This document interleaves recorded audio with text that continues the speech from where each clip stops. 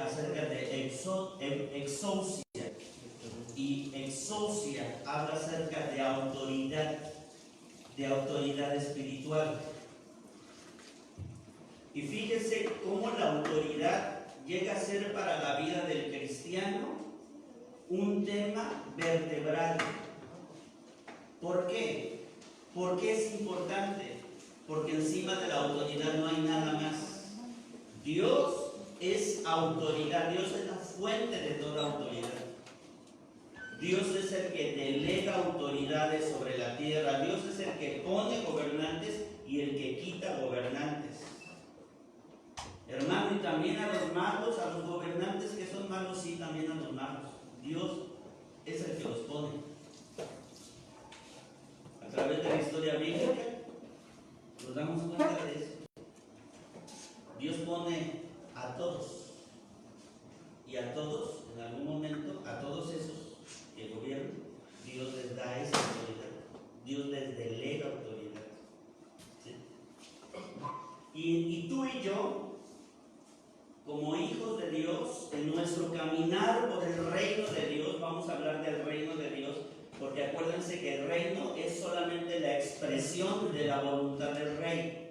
Ese es un reino. Cuando hay un rey sentado en su trono y expresa su voluntad, eso se llama reino.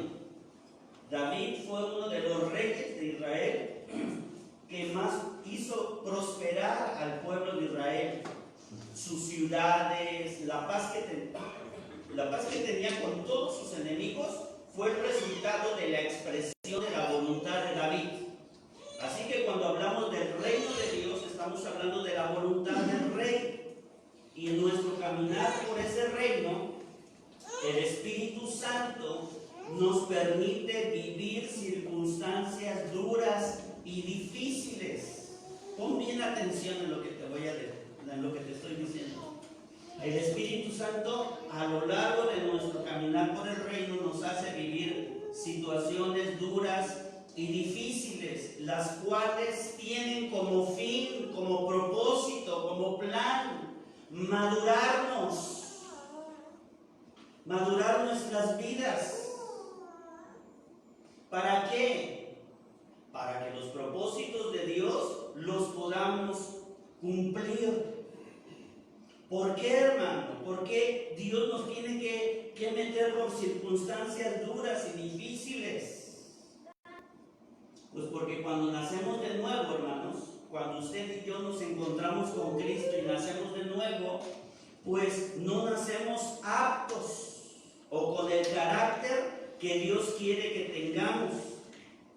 Y esto es algo que Dios quiere que entendamos y avancemos para que Él desate sus sueños, sus propósitos y sus planes para nuestras vidas. Y esto, hermanos, que les estoy diciendo es bien fácil de entender. Es bien fácil de entender. Porque a sus niños chiquitos usted no los manda a la tienda. ¿Por qué? Fíjense bien. Porque para ellos es peligroso. Conforme sus niños van creciendo, entonces ya los mandan a la tienda. Pero las mamás generalmente salen a la calle cuando lo que yo hago, cuando yo mando a mi niña, tiene 12 años, y la mando a la tienda, me salgo a la calle y la estoy viendo. Porque tengo la tienda hasta allá arriba está, y yo la estoy viendo ahí de frente, y la niña va caminando, pero yo la estoy vigilando. ¿Por qué? Porque le puede pasar algo, porque corre peligro. Yo a mi niña de 12 años, yo no la puedo mandar al banco a hacer un depósito de dinero. No. ¿Por qué? Porque todavía no tiene la madurez, el conocimiento. Bueno, es así en el reino de Dios. Cuando nosotros nacemos de nuevo, no nacemos aptos. Repita conmigo, no nacemos aptos. No nacemos aptos. Dios, cuando nosotros nacemos de nuevo, por lo regular, yo veo siempre una constante. La gente nace de nuevo y si están enfermos, si están en una situación difícil, Dios empieza a responder increíblemente a las oraciones de ellos. Y yo veo cómo los neófitos, la gente nueva en Cristo, cómo empieza a recibir respuestas de Dios así. En una ocasión yo evangelicé a un compañero mío, y llegó a la iglesia, era la primera vez. Y estaba yo no era el pastor, estaba mi pastor, yo era líder de la iglesia, y yo le digo, Joaquín, ya lo invito, bueno, total que estamos en la reunión y el pastor viene y al último de su enseñanza viene el pastor y dice, a ver, todos los que traigan una necesidad, vengan. Y Joaquín ya me había comentado una necesidad que él tenía. Era un matrimonio bien joven, ni tenía niños, eran unos muchachos jóvenes, una pareja muy bonita, pero estaban pasando por necesidades. Y yo le digo, Joaquín, yo te animo, esta es la hora. Ánimo, amado, ánimo. O sea, y viene Joaquín y así, algo temeroso, se sale de las sillas y se va al frente. Y dice el pastor, levanta tus manos y empieza a presentar tu necesidad delante de Dios. Y viene Joaquín y levanta sus manos y expone su necesidad. Y luego ya se regresa y le digo, Joaquín, yo creo que Dios va a responder a tu petición. Sí, dice, yo le pedí una casa, yo necesito tener mi casa. Y miren, hermanos, una semana después tenía su casa, de él, con escrituras. ¿Cómo fue eso? Pues porque había un hermano de él que tenía su casa y tenía demás casas. Y en una de esas, de su hermano y todo eso, le dijo, lo agarró en curva, no sé qué cosa, qué sucedió. Y le dijo, ¿sabes qué, Joaquín? Mira, la casa esta que tengo acá, dice, esa yo te la voy a dejar a ti, mano. Y Joaquín no lo podía creer. Y Dios, cuando responde peticiones así a los chiquitos, se enamoran. Dios se hace presente ahí, Dios trae sanidad, Dios trae provisión, Dios responde a las necesidades, pero es porque Dios nos está enamorando. Es para que la gente sepa que no es que el cuento de Jesús y su sacrificio en la cruz no es un cuento, amados, no es cuestión nada más de pura palabrería. No es cuestión de eso. Hebreos capítulo número 2, versículo 3, si es que no me equivoco, habla acerca de esto, habla cómo Dios, cuando daba testimonio por los apóstoles, cuando ellos andaban predicando, era con el objetivo, amados, era con el objetivo de dar testimonio. Es Hebreos 2:4, se lo voy a leer bien rápido. Testificando Dios juntamente con ellos, dice, con señales y prodigios y diversos milagros y repartimiento del Espíritu Santo según su voluntad. Cuando Dios se manifestaba ahí, era para que el pueblo, es para que la gente, es para que los nuevecitos, los nuevos nacidos en Cristo, se den cuenta que Dios sí existe. Y ese testimonio de la presencia de Dios sobre sus vidas engancha a la gente. Pero hay una verdad de que no estamos aptos. Ya nacimos de nuevo, pero no estamos aptos. Dios, en su plan redentor, Dios tiene planes para usted, amado. Dios tiene planes para ti. Dios tiene planes y propósitos para la vida de cada uno de nosotros. Dice la palabra que por medio de Cristo Dios tiene toda bendición de lo alto es para nosotros, pero ¿por qué a veces no vemos las bendiciones? Porque a veces ni sabemos qué es bendición. Pero ¿por qué no a veces? ¿Por qué muchas veces no vemos las bendiciones? Porque antes de que una bendición, es una redundancia lo que voy a decir, antes de que una bendición sea algo bueno para ti, puede perjudicarte. ¿Sabes cuándo una bendición llega a ser perjudicial para un hijo de Dios? Porque no está apto, no tiene el carácter para poder recibir eso. Generalmente la gente siempre se pierde con la bendición. ¿Y saben qué hacen? Inclusive en congregaciones, siguen a un Dios de milagros, siguen a un Dios que sana, siguen a un Dios que provee, siguen así, pero siempre están, ¿por qué? Porque nada más quieren, y dame esto, y quiero esto, y yo lo declaro, y yo lo digo, y yo lo repito, y yo lo anhelo, y yo busco, y si tú eres mi padre, pero es porque me vas a dar algo, y siempre están, yo les llamo saqueadores del reino. A ese tipo de personas yo les he llamado saqueadores del reino, porque solamente quieren saquear del reino de Dios. Y por supuesto que Dios anhela darnos, pero tenemos que estar aptos. Estamos hablando de autoridad espiritual, que no se les olvide. Tenemos que estar aptos. Aptos. Porque ¿qué pasa cuando estás en una dificultad? Oras a Dios y la respuesta no te llega.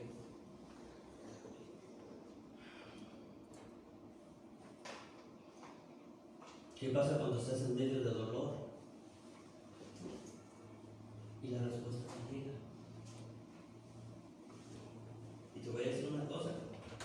En esos momentos de soledad, de tristezas, de abandono, de quebrantamiento que pasas, es cuando Dios está más cerca de nosotros. Escúchame bien. Es cuando Dios está más cerca de nosotros, pero no lo sentimos. ¿Sabes por qué? Porque Dios no se hace sentir en esos momentos.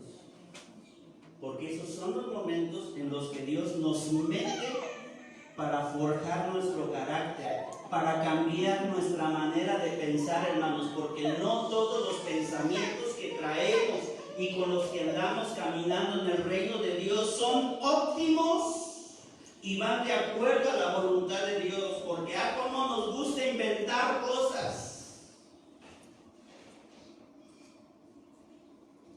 Nos gusta inventar y nos aferramos a los modelos que inventamos creyendo que es lo mejor. Pero Dios siempre trae su palabra para corregir, para enderezar nuestros pensamientos. Cada vez que tú leas en la palabra, Señor, endereza mis pasos, como decía el autor del Salmo 119, Señor, endereza mis pasos, y se lo dice más de una vez. Habla de eso. Primero de los pensamientos. Porque no todos los pensamientos que tenemos son los óptimos. Dios tiene propósitos para nuestras vidas. Fíjese lo que dice Gálatas 4:1. Pero también digo, entre tanto que el heredero es niño, en nada difiere del esclavo, aunque es señor de qué. ¿Señor de qué? Todo. Señor de todo. O sea, hay toda bendición de lo alto, es para ti, Fernando. Es para ti. Pero ¿cuál es de eso no hay discusión? ¿Sí? La palabra lo afirma, que hemos sido bendecidos en los lugares celestiales en Cristo Jesús. Dice Efesios 1. O sea, de eso no hay discusión. La pregunta es, amados, ¿cómo yo voy a hacer que esas bendiciones que están en los lugares celestiales empiecen a funcionar para cada uno de nosotros? Tú te tienes que preguntar eso. ¿Cómo eso va a funcionar en mi vida cuando hay un cambio de estatura y de madurez, que pasamos a ser niños? Porque siendo niños, hermanos, nos parecemos al que está sin Cristo.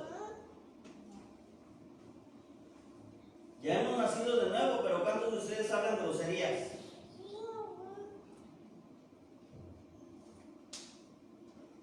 ¿Sí?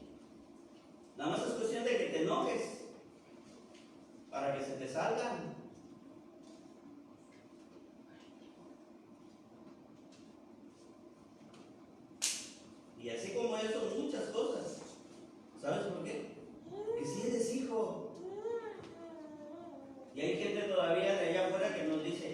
parece cristiano. Pues sí, no parece, pues ahí dice que el niño en nada difiere del esclavo.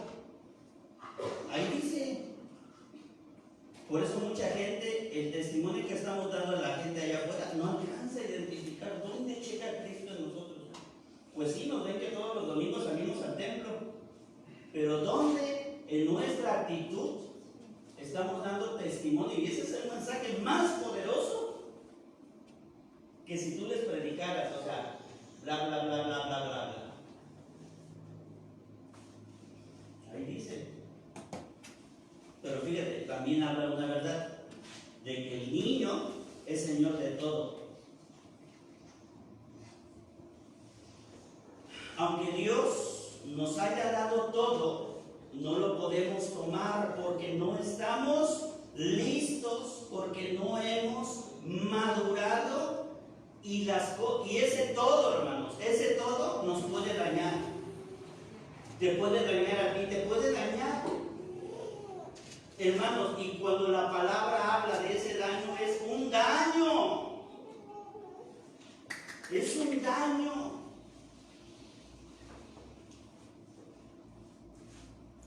Si se viniera un terremoto aquí en Costa Rica, y debido al terremoto, como consecuencia del terremoto, se fracturaron estas columnas que están aquí, eso sería un daño a la construcción. Y cuando la Biblia nos señala que los niños sufren daño por las bendiciones, por las cosas que Dios quiere darnos, nada, es porque es algo serio. Qué peligroso es poner a una persona o darle a una persona un lugar o un título, porque hermanos, inmediatamente cómo cambia. Y qué increíble, amados, es eso. Qué increíble es toparnos con personas que mientras estaban en una vida estándar, en una vida acá abajo, de repente por alguna circunstancia de la vida salen de la universidad, checan un buen trabajo, la pegan, y ese ingreso, esa cantidad de dinero y los bienes que empiezan a adquirir por ello, como después yo me los topo y son personas diferentes, altivas, soberbias, ya nada más están ganando una cantidad de dinero, y eso, amados, eso cómo los separa del buen caminar en Cristo que tenían. Por eso el dinero es como una radiografía de nuestro corazón.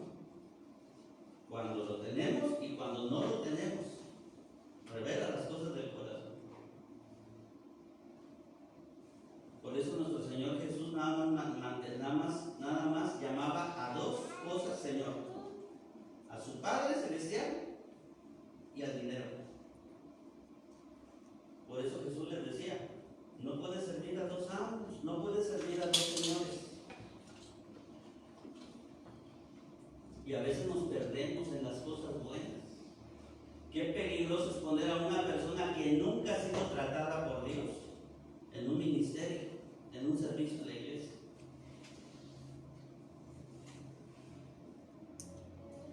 Fíjate lo que dice 1 Timoteo 3:6. Ahí en el capítulo 3 Pablo está hablando acerca de los obispados, del servicio a Dios, de las gentes que quieren servir a Dios. Dice Pablo, el que anhela obispado, buena cosa desea. O sea, quiere servir a Dios, está bien, sabes que está perfecto. Esa es la idea. La idea no es que te pases 1, 2, 3, 4, 5, 10 años como cristiano y siempre sentado en una silla y nunca haciendo nada. Hermanos, tenemos que hacer algo, necesitamos juntar una cantidad de dinero para comprar esto, para la cantidad del otro, ¿sí? Y los niños siempre dicen: es que no tengo mucho, es que tengo poco. Para los niños tengan poco, tengan mucho, siempre va a haber trabas, porque son niños. Hermanos, necesitamos que vengan, necesitamos de su tiempo para hacer esto, hacer lo otro. No tengo tiempo, hermano. ¿Por qué? Porque tienen un carácter de niño. Y Pablo, en medio de todas las recomendaciones, Pablo empieza en el verso 6, dice: no un neófito, no nuevo en Cristo, no un neófito, no sea que envaneciéndose caiga en condenación del diablo. No traigo ahí la referencia, pero fíjese lo que dice, se me olvidó añadirlo. El verso, voy a leer nuevamente el verso 6 y el verso 7 de mi Biblia. Dice: no un neófito, no sea que envaneciéndose caiga en la condenación del diablo. 1.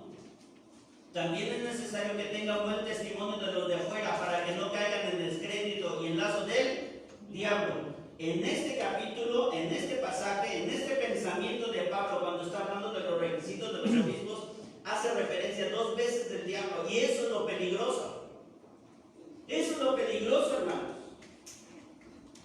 de no crecer, de no madurar en el reino de Dios, de querer ser siempre los mismos y querer alcanzar cosas, pero sin dejarse tratar por la palabra, por no dejarse tratar de nuestras autoridades delegadas. Eso es lo peligroso, no madurar.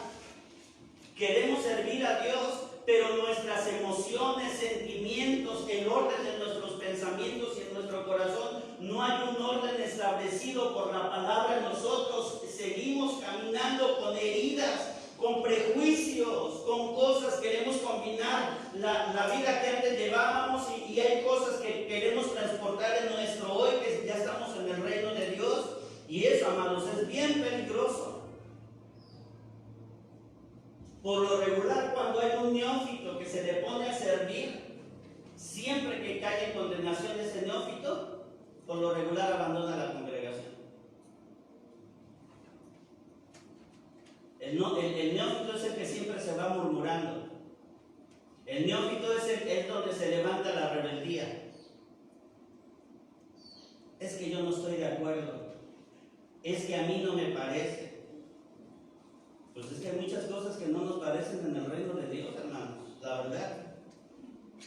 Pero escúchenme bien. En verdad, va a haber muchas cosas que no te van a gustar del reino de Dios.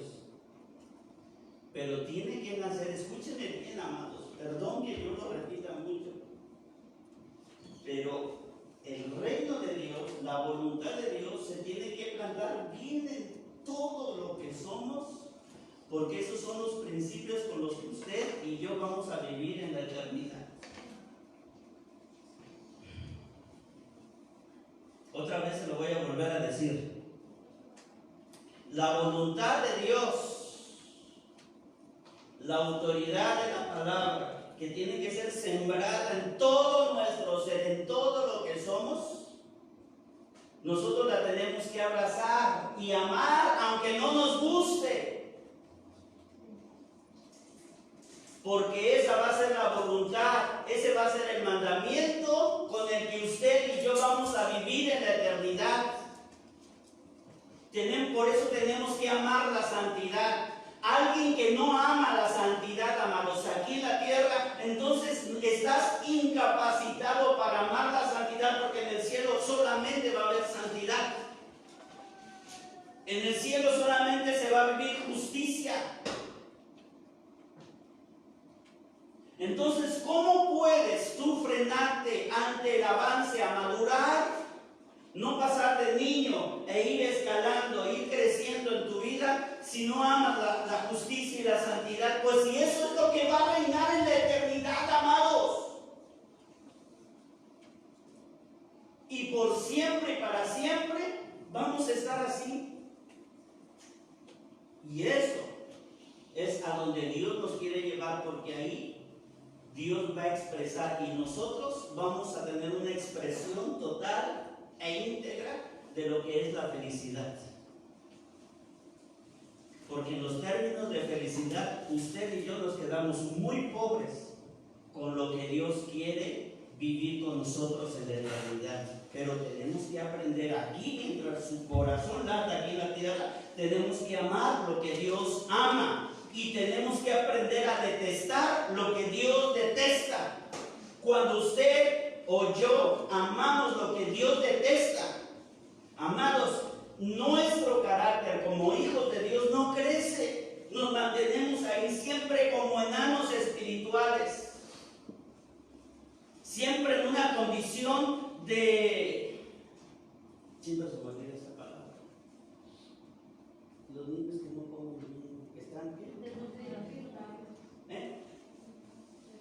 Desnutridos. Hay otra palabra. Raquítico. Raquítico. Anémico. Tenemos una anemia espiritual. No somos fortalecidos en la palabra. ¿Por qué, amados? Porque no queremos crecer, porque nos queremos aferrar a pensamientos que antes que vengan de la palabra, hermanos, vienen de nuestra carne. Porque no hemos querido abrazar lo que Dios ama. La gente rebelde siempre ataca lo que Dios ama, ataca a la iglesia. Estamos en conflicto con la amada de Dios. Nuestro problema no es Dios, nuestro problema es la amada.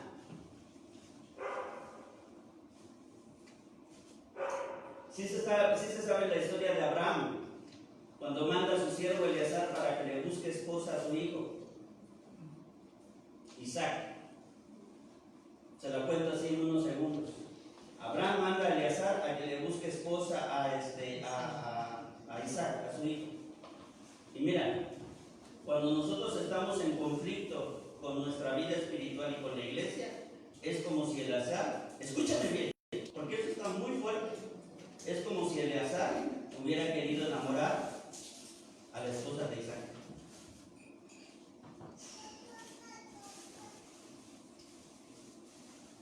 Así estamos. Y esas son las circunstancias perfectas para que el diablo traiga condenación a nuestras vidas.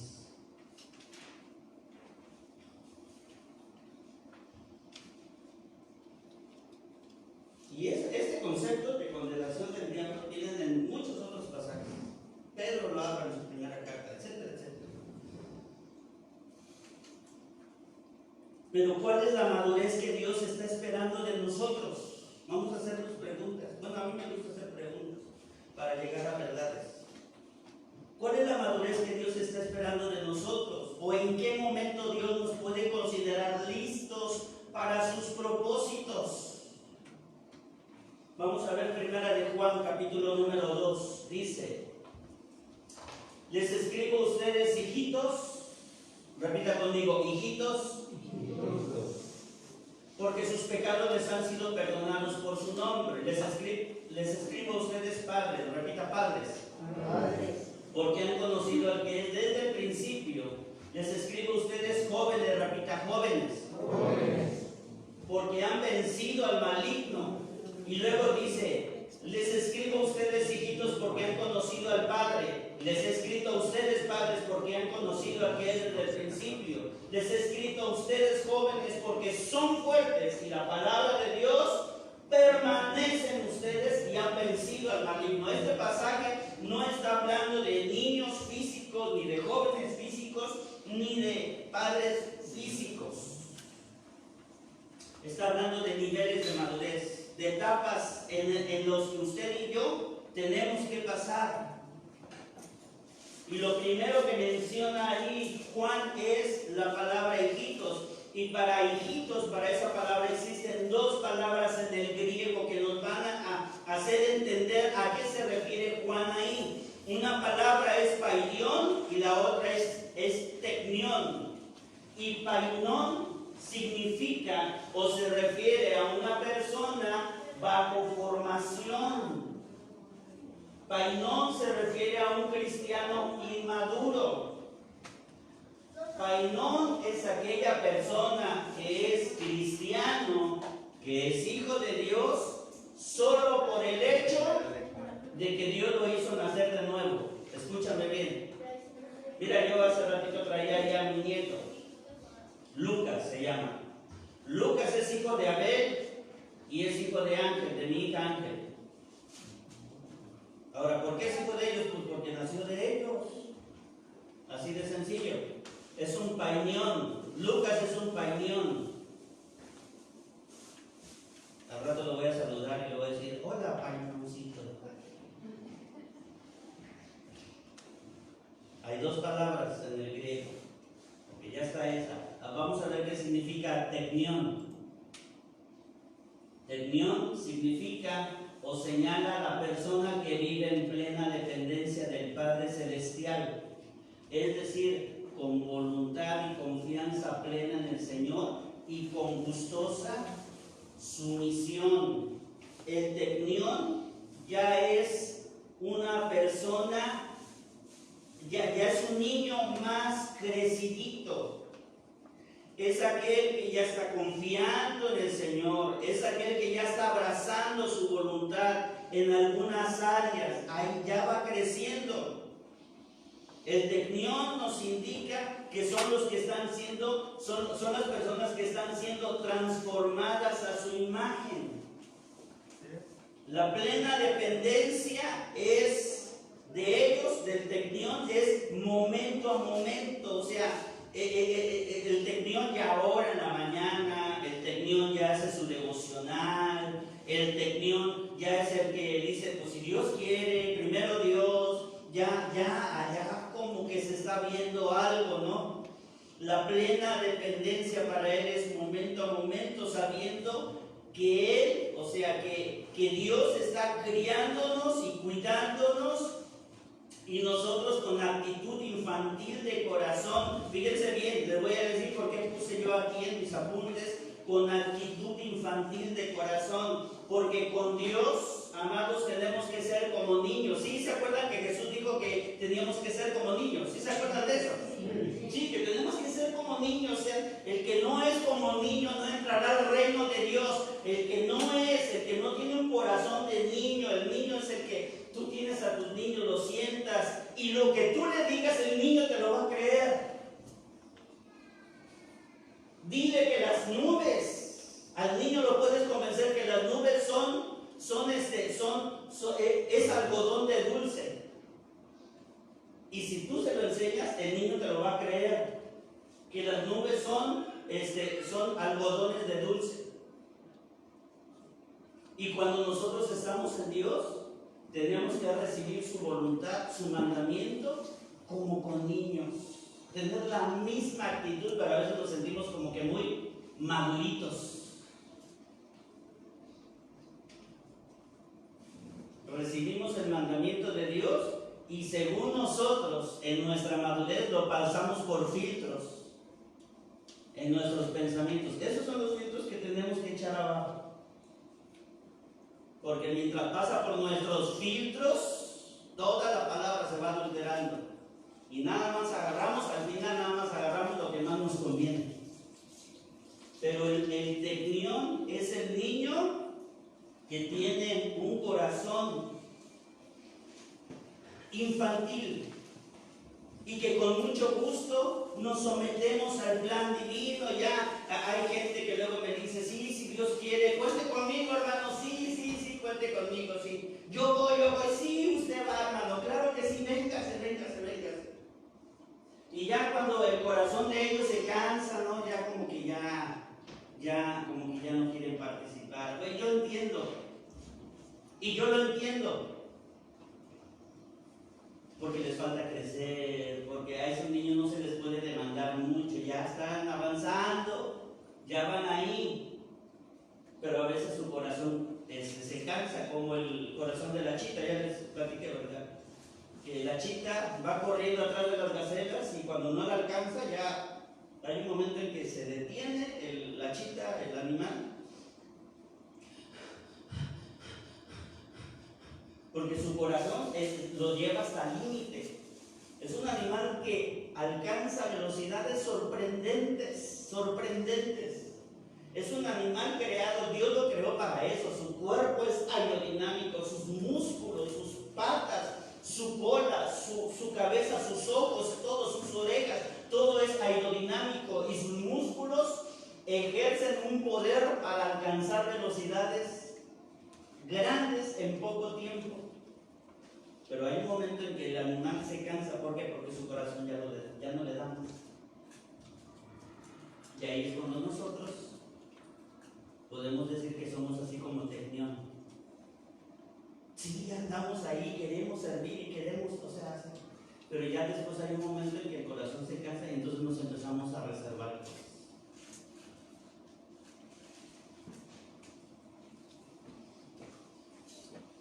¿Cómo es que el Tecnión va aprendiendo?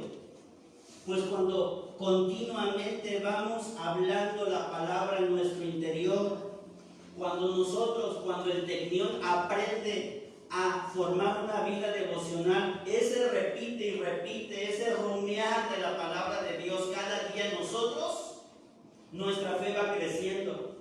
Por eso podemos venir aquí los domingos y decimos levanten nuestras manos y levantamos nuestras manos, porque a lo largo de la semana ese es el resultado de nuestra búsqueda a Dios. Y hace rato oía Ángel que decía así, no se necesita de una letra para adorar a Dios, para alabarle, adóralo con una palabra, adóralo con un sonido, porque el corazón está siendo capacitado, amados, porque no siempre vamos a alabar a Dios en una circunstancia óptima como la que hoy alabamos, porque las dificultades de la vida, amados, a veces callan nuestra alabanza. Difícilmente podemos pensar que Job decía, Dios dio, Dios quitó, sea el nombre del Señor bendito, alabado.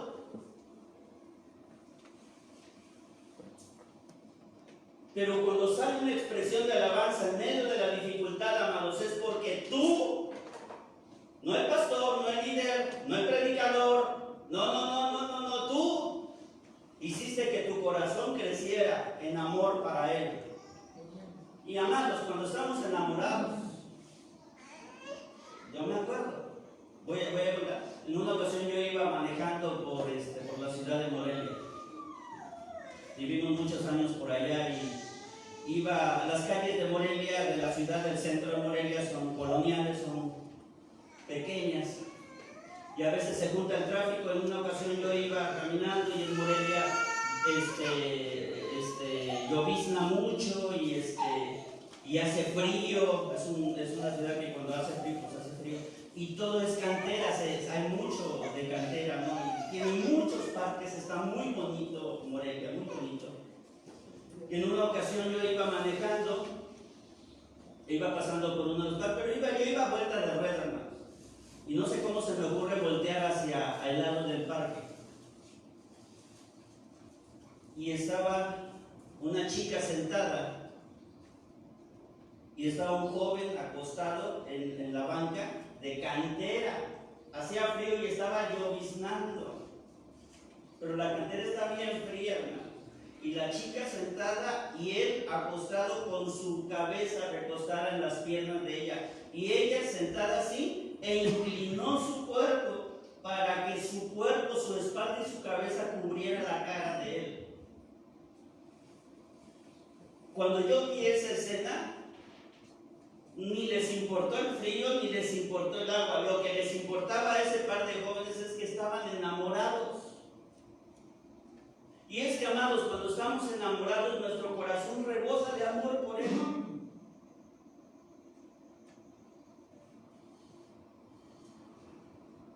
Yo no sé cómo le hacía yo. Cuando yo andaba de novio con mi esposa, mi papá murió y nunca lo supo, pero yo en la noche, yo me salía de la casa porque ya nos tenía adentro temprano y todo eso. Y a veces a las 8 yo le hablaba a mi esposa y le decía, voy a ir a verte. Bueno, sí, pues ella nada más sabía que le iba a ir a ver. Lo que no sabía ella es que yo sacaba el carro de mi papá empujando del garaje y de bajadita, porque como mi casa está de bajadita, ya lo arrancaba hasta allá abajo. Y cuando llegaba lo metía por arriba para que de inercia entrara al garaje. Y mi papá ni cuenta se daba.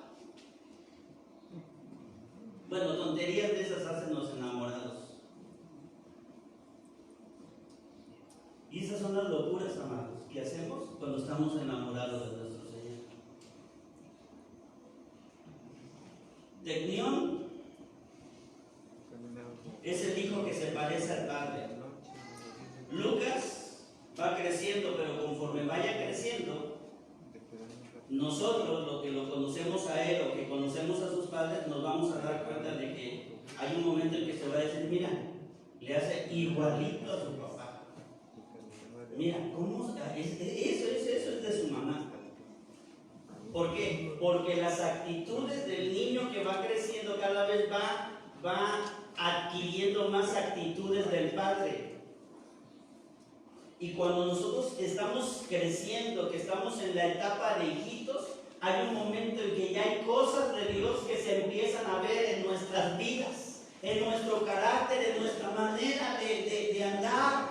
El tecnión es el punto, es el momento donde el cristiano deja de decir groserías, es el cristiano que deja de fornicar, es el cristiano que deja de mentir, es el cristiano que empieza a sujetarse, es el cristiano que deja de tomar, es el cristiano que empieza a abandonar cosas, porque es la etapa donde nosotros nos estamos enamorando de nuestro Señor, porque estamos creciendo. Dice el texto, porque han conocido al que es desde el principio. Tal pareciera, el texto dice eso, tal pareciera que se les dice lo mismo que a los hijitos.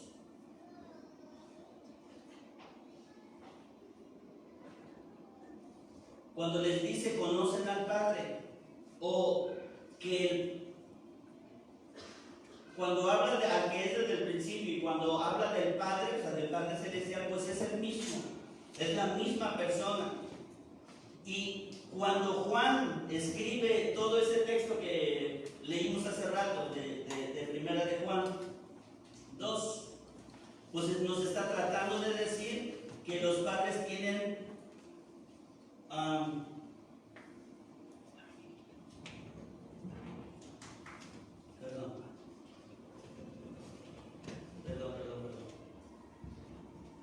Los hijitos son los que se encuentran parados en las primeras etapas, donde es necesario conocer los fundamentos y principios de las Escrituras. Cuando estamos en esa etapa de ser hijitos, es cuando tenemos que entender muy bien la verdad de la justificación. ¿Cuál es la justificación? La justificación es la sustitución, habla de la sustitución y habla de la identificación. La justificación tiene dos verdades muy fuertes, que es la sustitución. ¿Qué dice eso? De que Cristo murió por mí. El castigo que yo merecía, Cristo lo toma en la cruz y Él recibe toda la ira del Padre. La ira que yo merecía, Él la recibe del Padre. O sea, Él sustituye mi lugar. ¿Para qué? Para darme perdón. Pero luego viene la identificación. Y la identificación es que yo tengo que entender que yo tengo que estar juntamente crucificado con Cristo ahí. Ya no vivo yo, decía Pablo, mas Cristo vive en mí. Cuando nosotros entendemos la justificación, hermanos, que es en la etapa de hijitos, eso nos va a ahorrar muchas penurias. Porque como hijitos, como cristianos no tan maduros, a veces batallamos con cosas en nuestras vidas y nos empezamos a acusar nosotros mismos, ¿sí? Y queremos alcanzar los estándares que Dios me está pidiendo que yo alcance con nuestros propios medios. ¿Cómo? Estableciéndonos nosotros mismos como una ley. Cuando ya estamos viviendo bajo la gracia y no entendemos bien la justificación, yo mismo me pongo reglas para alcanzar algo que es para los justos. Ya soy justo y vivo bajo la gracia, pero por no entender bien esa verdad, yo mismo me impongo cosas. O nosotros mismos imponemos a los demás cosas. Llega una chica a la congregación y llega con su minifalda, con su escote, y al principio las hermanas se escandalizaban.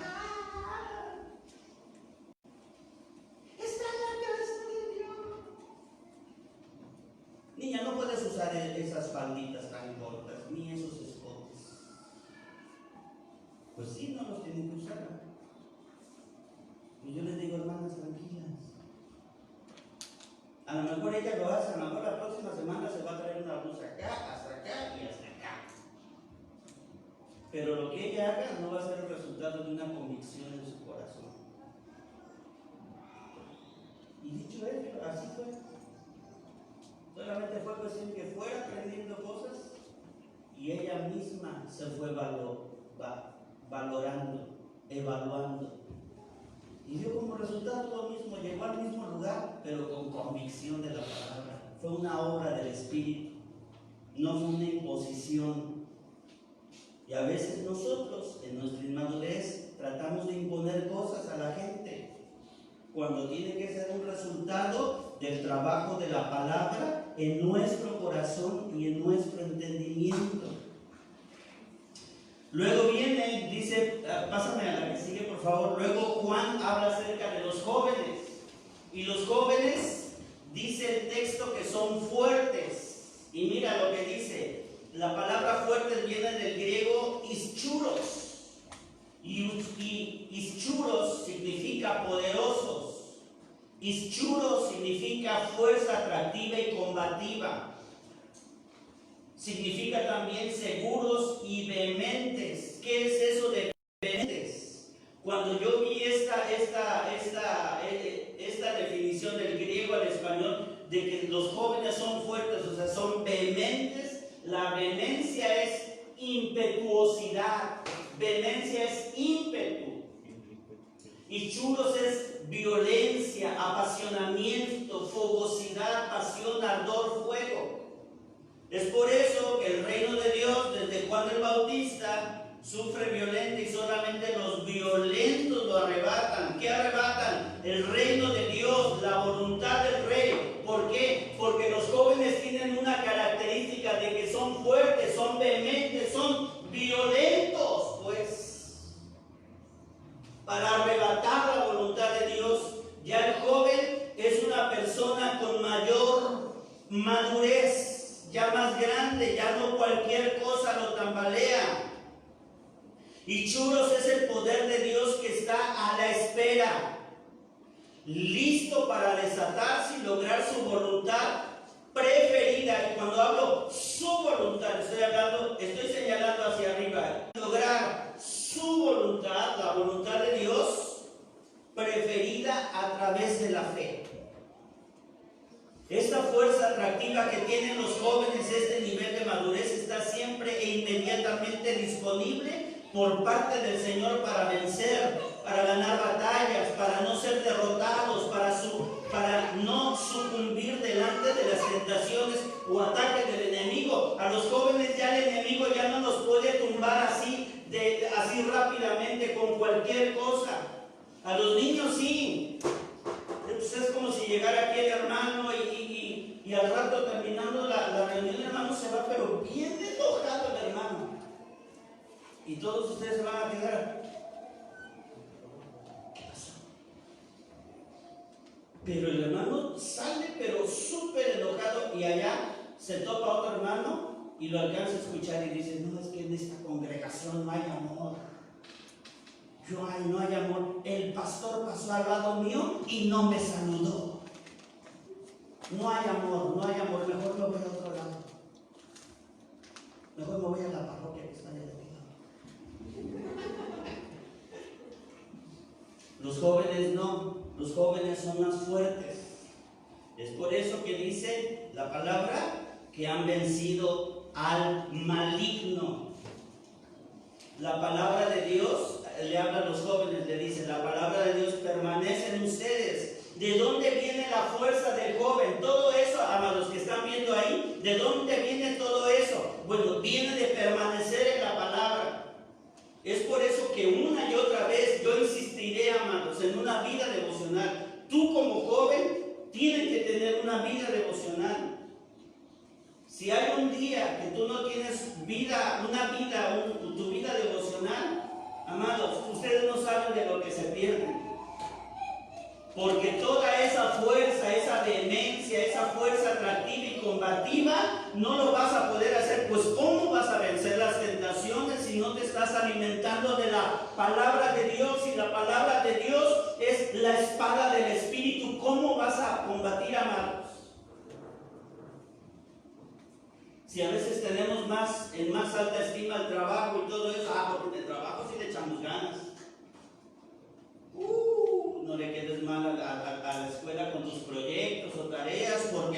no, hermano, es que usted no conoce a mi maestro. Sí, lo creo. Pero tú no conoces al maestro, que es el Espíritu Santo, tampoco no lo conoces. Yo les he dicho a los jóvenes, tenemos que hacer este servicio el viernes, el sábado. Y al principio me salían con ondas de que, hermano, yo no voy a poder venir porque tengo proyectos que hacer en la escuela. Y yo les dije, los amo y los respeto, y yo les digo, no me importan tus proyectos de la escuela, yo necesito que estés aquí el sábado a las 4 de la tarde y después te vas a hacer tu proyecto. Y si te agarran a la 1, a las 2, a las 3, a las 4 de la mañana, pues hazlo. ¿Por qué nos gusta tener en más alta estima otras cosas que a Dios? Es que es Dios y es la iglesia, y la iglesia puede esperar.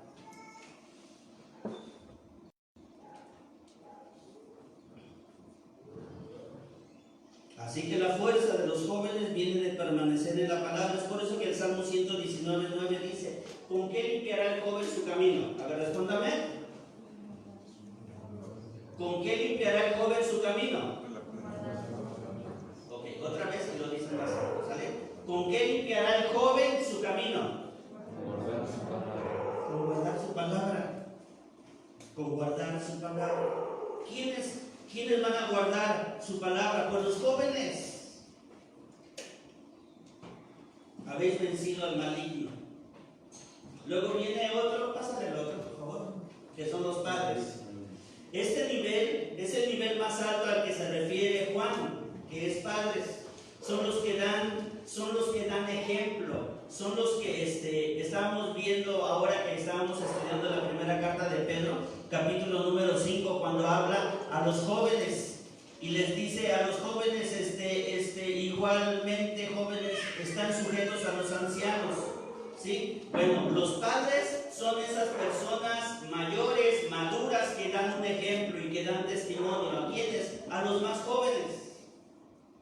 A los más jóvenes. ¿Qué es lo que nos ayuda? ¿Qué es lo que va a ayudar al painión y al tecnión a crecer? O sea, ¿qué es lo que va a hacer crecer a los hijitos? El buen testimonio que viene de nosotros. Por eso es bueno que todos nos congreguemos. ¿Por qué? Porque nuestra relación, hermanos, nuestro testimonio, nuestro buen testimonio va a hacer crecer a nuestros semejantes. Y quienes dan buen testimonio, pues son los padres.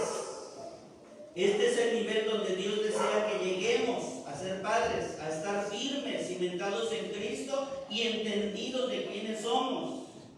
A los padres se les dice en el texto, porque han conocido al que es desde el principio. Y tal pareciera que se les dice lo mismo que a los hijitos, porque si tú les vienes el texto que leímos de primera de Juan 2, a los hijos también se les dice lo mismo. Dice que conocen al Padre, pero uno y otro, tanto el Padre como el que es desde el principio, es el mismo. Pero ¿qué es lo que Juan nos trata de decir? Pues Juan lo que nos trata de decir es que los padres tienen una revelación, un conocimiento más amplio y mucho más grande de quién es Dios, de cómo piensa, de lo que Él quiere. Es por eso que no solo conocen al Padre, sino que conocen al que es desde el principio. Pero, ¿qué quiere decir que conocen al que es desde el principio? ¿A qué significa? Hoy nos vamos a ir bien entendidos de este texto. ¿Qué significa conocer al que es desde el principio? ¿Qué sucedió en el principio de la relación de Dios con el hombre? La respuesta a esta pregunta nos va a ayudar a entender qué es madurez. Fíjense lo que dice, vayamos al principio, que es Génesis. Vamos a ver qué es lo que dice Génesis 2:15. Dios, el Señor, tomó al hombre, repite conmigo, tomó al hombre y lo puso en el huerto de Edén para que lo cultivara y lo cuidara. Bueno, ese texto nos está hablando acerca de la madurez. Y la podemos entender. ¿Por qué? Porque el hombre no fue el que quiso hacer las cosas. Dice Dios que tomó al hombre y lo puso en el huerto del Edén.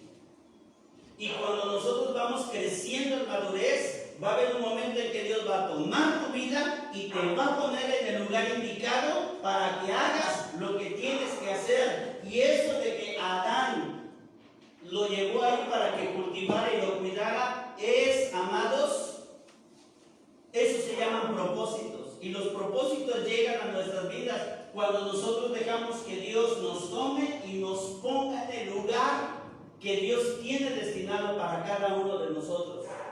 Según las cartas de Pablo, por ejemplo, en Efesios, habla acerca de que todos somos miembros de un solo cuerpo, unidos por las coyunturas, y que cada uno funciona a como fue llamado, para que de esa manera nosotros vamos a crecer.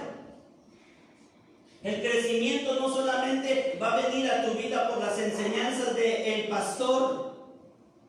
El crecimiento va a venir cuando en tu vida, escúchenme bien, cuando en tu vida se empiezan tus talentos y tus dones que Dios te dio, tengan una expresión dentro del cuerpo de Cristo. Y ahí es cuando el cuerpo de Cristo empieza a crecer. Cuando la congregación no expresa talentos y dones, amados, y todo se reduce a enseñanza, el cuerpo no crece. Tiene que haber enseñanza, tiene que haber palabra, porque ese es el fundamento, pero tiene que haber crecimiento, y el crecimiento de la iglesia viene cuando cada uno de nosotros funcionamos, cuando nos dejamos tomar por el Señor y dejamos que Él nos ponga en el lugar indicado. Y para eso necesitamos movernos bajo una autoridad espiritual. Porque Dios primeramente es nuestra autoridad, pero el pastor también es nuestra autoridad. Esto que dice Génesis 2:15, este es el principio. Y cuando dice que Dios lo puso en el huerto de Edén, a eso yo le llamo promover. Dios te va a promover en el lugar que tú necesitas estar. Y a veces, fíjate bien, no se me vayan a dormir, por favor. Esfuércense, ya voy a terminar. Y cuando Dios nos promueve a un lugar, a veces del lugar donde estoy al lugar donde Dios nos quiere poner, ¿sí? De aquí a allá, fíjense bien, a veces hay lugares intermedios. Y yo lo comparo con lo que le pasó a Jacob. Jacob se enamoró de Raquel. La que le gustaba era Raquel. Pero el padre de estas muchachas le dio primero a Lea. Y luego Jacob tuvo concubinas. Y resulta ser que con Raquel fue con la que menos tuvo hijos. Tuvo más hijos con Lea, que es a la que no amaba. Y a veces Dios, para que nosotros lleguemos a nuestra Raquel, a veces Dios primero nos casa con Leas. Hermanos, que yo quiero estar en el teclado acá arriba. Sí, yo quiero, aleluya. Yo quiero estar aquí, hermano, aquí, yo quiero estar. Ah, bueno, ok. Te vamos a empezar a promover. Sí, hermano, amén, yo lo acepto. Lo recibo. Pues vete a lavar los baños, ¿qué te parece? Vete a limpiar las poposillas que están allá afuera. Y de paso, te me bañas a las dos perritas. Y les pones loción porque las voy a dar.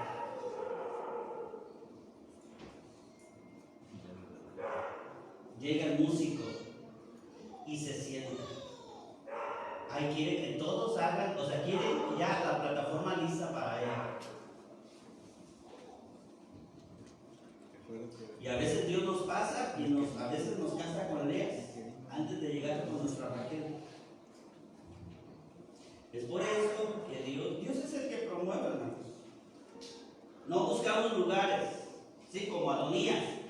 Adonías quería el trono de Salomón y estuvo con rebeldía buscando ese trono y tratándolo de alcanzar. Lo que Adonías no sabía es que nunca lo pudo alcanzar. Porque Dios es el que promueve. No importa si eres fuerte o eres débil, si eres alto o eres chaparrito. No importa eso. Miren a Gedeón. La manera en cómo él se consideraba: yo soy el más pequeño de mi familia y mi familia es la más pequeña de las tribus. Pero llega el ángel y le dice: varón esforzado y valiente. Ah, caramba, dice Gedeón, ¿y eso qué? ¿Dónde está el varón esforzado y valiente? Ese varón eres tú. Y Dios lo puso en el lugar, lo tomó y lo puso en el lugar que Dios deseaba ponerlo. Dios es el que promueve, hermanos. Uno no puede luchar por lo que Dios no le ha dado a uno. Y mucho menos si no hemos sido tratados con la palabra. Si la palabra no ha traído orden a nuestra mente, a nuestro corazón, a nuestras vidas. Es por eso que Pablo en 1 de Timoteo capítulo número 10 le dice a la gente que tiene que poder, que quiere el obispado: hermanos, lleven bien sus casas. ¿Cómo quieres gobernar la iglesia si no sabes gobernar tu casa? ¿Cómo quieres gobernar a la iglesia? Pues si no puedes ni gobernar a tus hijos, si no puedes llevar bien tu matrimonio, si te gusta ofender a tu esposa, si te gusta exasperar a tus hijos, ¿cómo quieres gobernar la iglesia si no estás apto para hacerlo?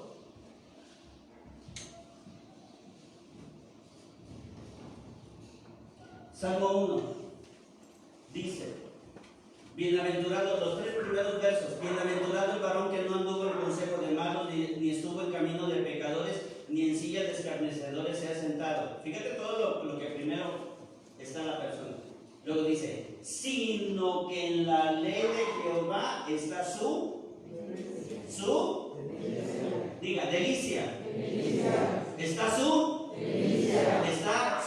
delicia. Repita conmigo: la palabra de Dios.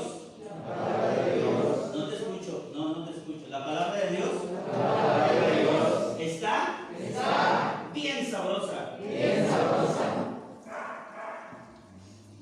Cuando la palabra de Dios para tu vida está bien deliciosa y bien sabrosa, no tienes que estarte andando con los malos, ni andar en camino de pecadores, ni sentarte con los escarnecedores. ¿Por qué? Porque tu deleite, ¿dónde está? ¿Tu deleite dónde está? Y en la palabra.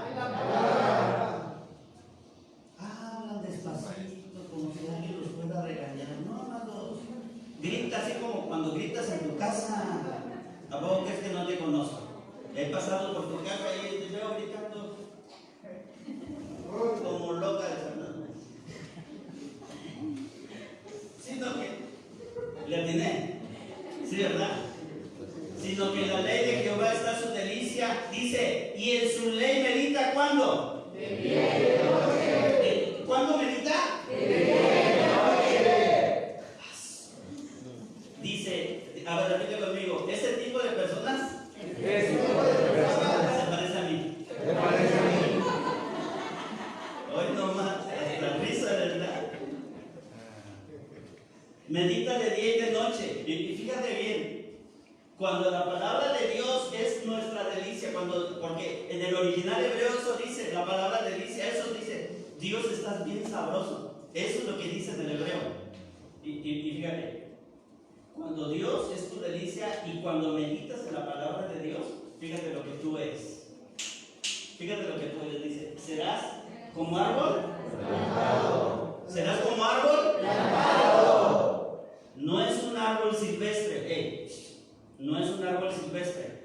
Yo no sé aquí, pero ese árbol que está ahí de naranjo, parece que la dueña, el dueño, un día vio, voy a plantar ahí un árbol. Y viene y agarra una semilla de naranja y ese es el resultado. En mi casa yo sembré un árbol de naranja atrás de la casa. Y no tardan las naranjas. Y qué ricas y dulces naranjas, naranjas. Muy buenas. Pero ¿sabes por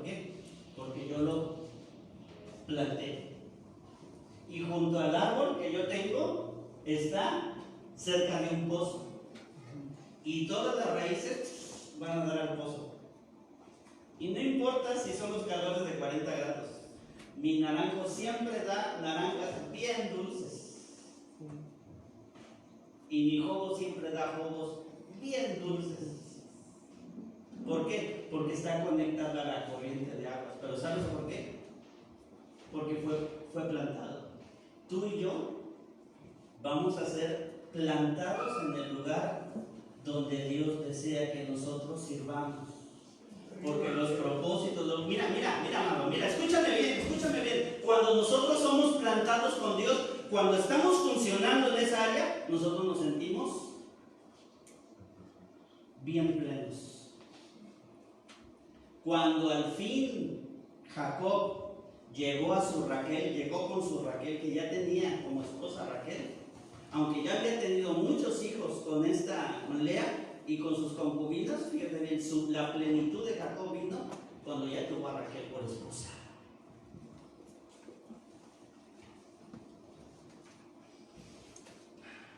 Pero ¿qué pasa cuando no entendemos? ¿Qué pasa con las personas que quieren luchar y que quieren, yo me voy como esas fulanas de ahí que andan haciendo desmanes en las calles, en la Ciudad de México? ¿Ya sabe a quién me refiero? Sí, bueno, como ellas. Dicen, soy una mujer empoderada.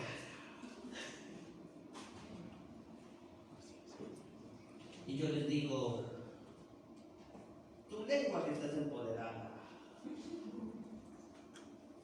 ¿Qué pasa cuando hay personas que no entienden eso, hermanos? Y que luchan por lugares donde Dios ni tiene pensado promoverlos. Fíjense lo que dice Jeremías. Jeremías capítulo 10. Yo sé, Señor, que nuestra vida, cuando dice yo sé es porque ya es una persona que entendió, Yo sé, Señor, que nuestra vida no nos pertenece. ¿Sí sabes eso? Que tu vida no te pertenece. A ver, levante la mano. ¿Quién sabe que su vida no le pertenece? Levántela, por favor. Si hay uno que no la levantes porque no lo ha entendido. Eso, ya te iba a agarrar. Sí, ya te tenía visto. Te iba a agarrar el micrófono y te... Cayó por el poder del micrófono.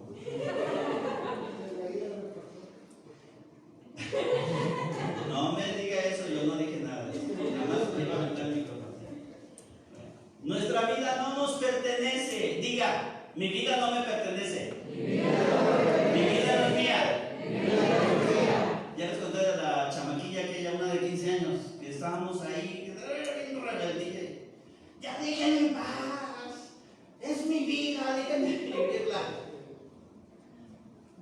Que nuestra vida no nos pertenece. No somos, ¿qué? Diga, no estoy apto.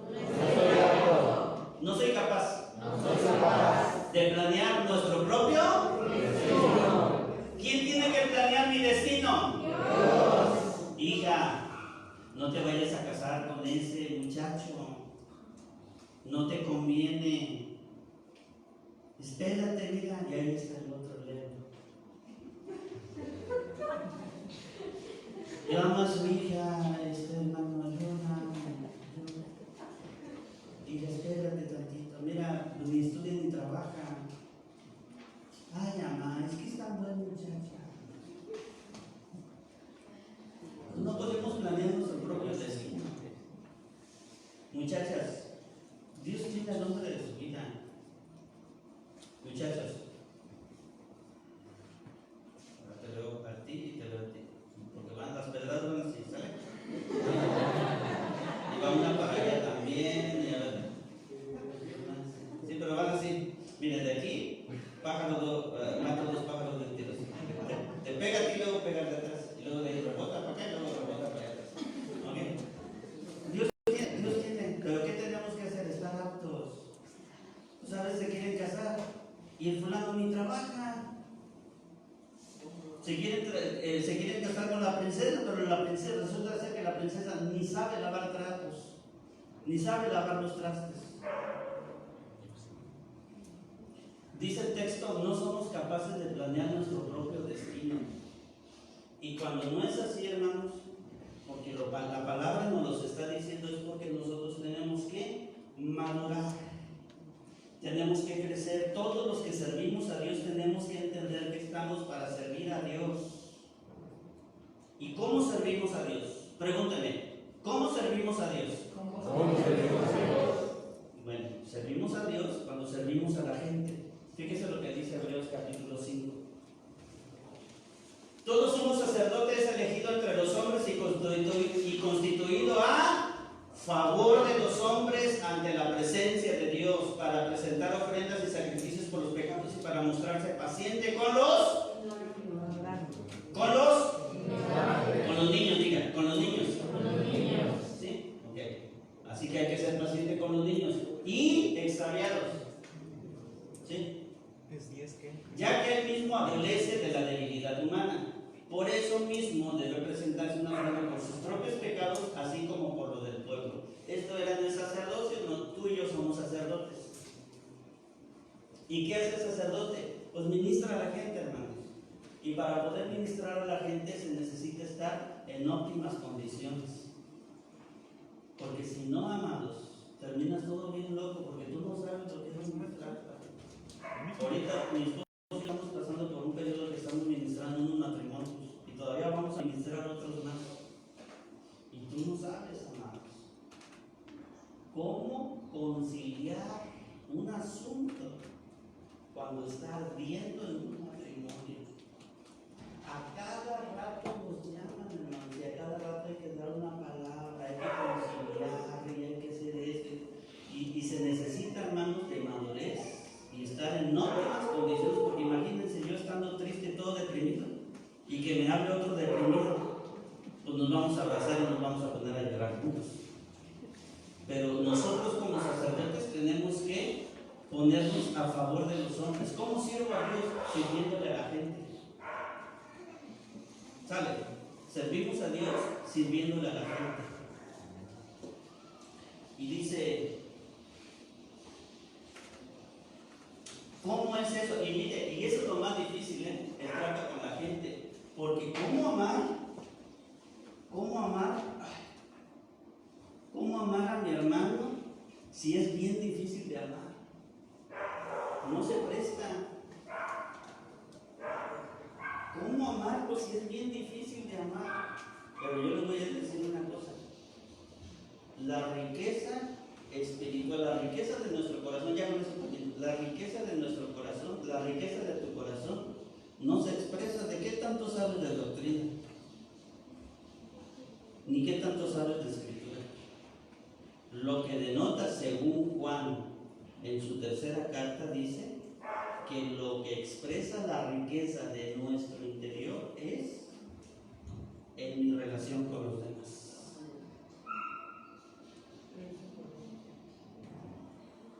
Es eso. Y hay gente que no sabe tener relaciones, hermanos, que no sabe fabricar relaciones. Hay jóvenes que no saben fabricar amistades. ¿Quieres amigos? Dice Proverbios, muéstrate amigo. Pero hay jóvenes que nada más viven encerrados y de por sí estamos en la pandemia. Todos ahí, todos viven encerraditos. Ahorita ya no, ¿verdad? Ya no tanto. Pero las relaciones, hermanos, es algo indispensable en nuestras vidas porque eso denota la riqueza que hay en nosotros. No hay otra manera. Es como el termómetro que mide todo eso. Nuestras relaciones. Y resulta ser que son nuestras relaciones lo que nos hace llegar a nuestros propósitos, hermano. Nada más el 5% de ti, que son tus dones, talentos, es lo que ayuda para que alcances tu propósito, pero todo lo demás son tus relaciones. Primeramente, tu relación con Dios. Segundo, tu relación con la iglesia. Y en tercer lugar, la relación que tú tienes que guardar con el mundo, las cosas, las tentaciones y los pecados. Así que son tus relaciones las que te van a alcanzar a lograr las cosas y los propósitos. Y para eso se necesita crecer y madurar en el reino de Dios. Ponte de pie.